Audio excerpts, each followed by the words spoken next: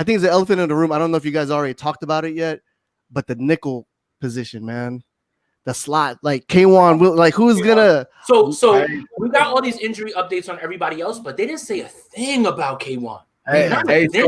So let me go through the notes for today at Tavares Moore. Tavares Moore is playing the nickel for to fill in for K1 Williams. What? He had a PBU in the red zone against Jordan Reed, right?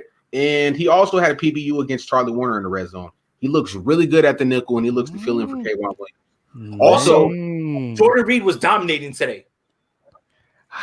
That's dominated. Yeah, dominated Jaquaski. Dominated on one of the yeah. It looks What's like going on? Like a good 22.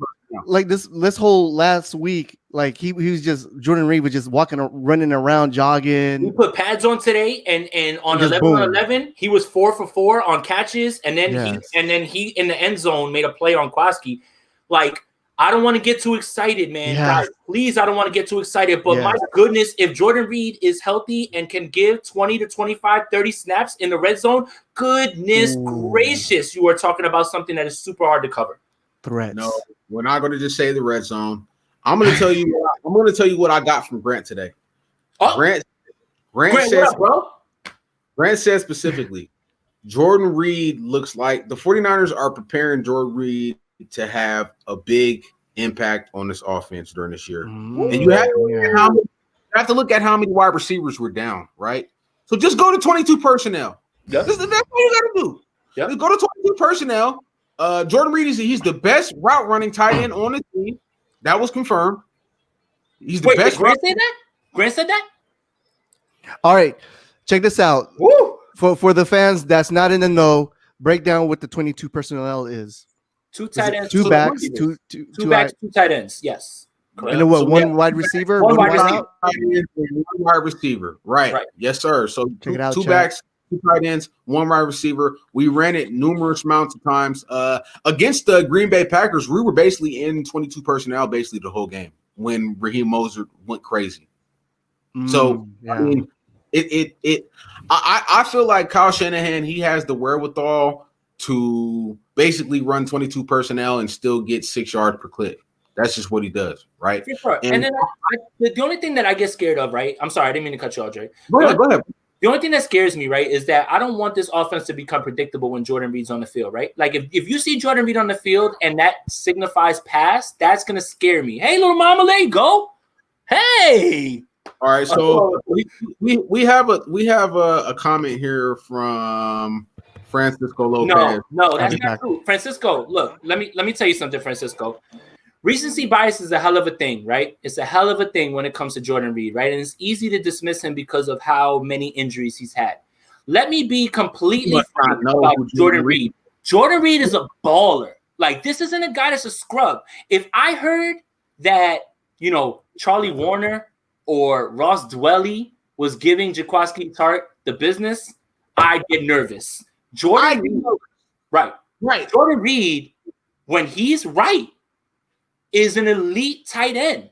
Elite. Exactly. And look, Thanksgiving Day against the Cowboys was like the last time that we really saw him really go crazy. But I implore you guys to go back and watch some of these catches that he was making where Kirk Cousins was his quarterback. This man was split out wide on cornerbacks, dominating. This is how good Jordan Reed is. This is why you decide to take a chance on a low-risk, high-reward player like Jordan Reed, is because of this that you can unlock. If he's doing well against Jaquaski Tartt, that is not a slight at Jaquaski Tartt. If anything, that backs up my point that Jordan Reed is a baller. And I think he really is when he's healthy. And I don't want to get too excited, even though I'm clearly excited. But I'm excited too. I want to see this so badly where he's on the field with Kittle, because I would love to see how defense is going to cover this. I really would. Yes. Right. Yeah. And that ain't the wine talking. Let's pull up the film. If you want me to do Jordan Reed from the Redskins days, I think some of y'all need a reminder on Let's go. Let's go. Yeah. So I don't want to insult anybody, but for people like us that you guys are watching on the show, We are 24/7, 365 days. It's a good question. No, that Francisco, that's a great question, Francisco. Yeah. I just don't want you to downplay Jordan Reed. That's it. It's a good question because Jordan Reed hasn't played in so long, but his talent is the reason that he's able to do this well. And remember, the man hasn't played football in like a year, right? So he's low-key fresh, right? Even though he had a concussion, right? Fresh, right. Yeah, like, you know, so like, and you have to remember, the juice is there for Jordan Reed. He gets on the field, he starts feeling it. The juice is going through the roof for him, man. He hasn't played in how long? Of course he's going to try to show out a little bit more. So, again, that's no slight to Tartt. Tartt's our guy. Tartt's our guy. You know, we know that. He's our guy. Well, I already went over his, Tartt's, his camp review today. But besides for the one-on-ones versus Jordan Reed, he broke up a pass intended for George Kittle in one-on-ones. He also had 2 PBUs in the red zone against the ones from Jimmy Garoppolo, right? So besides for the one-on-ones versus Jordan Reed, he broke up a pass from on one-on-ones from George Kittle. He also had 2 PBUs in the red zone on 11-on-11s. So what does that tell you? That just shows you how good of a route runner Jordan Reed is. Right. And did you guys forget too about Tartt?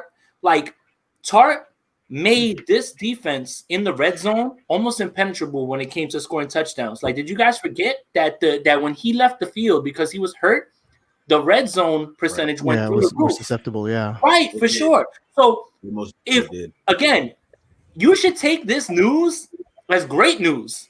It doesn't devalue Tartt. It just goes to show you that Jordan Reed still got something in the tank.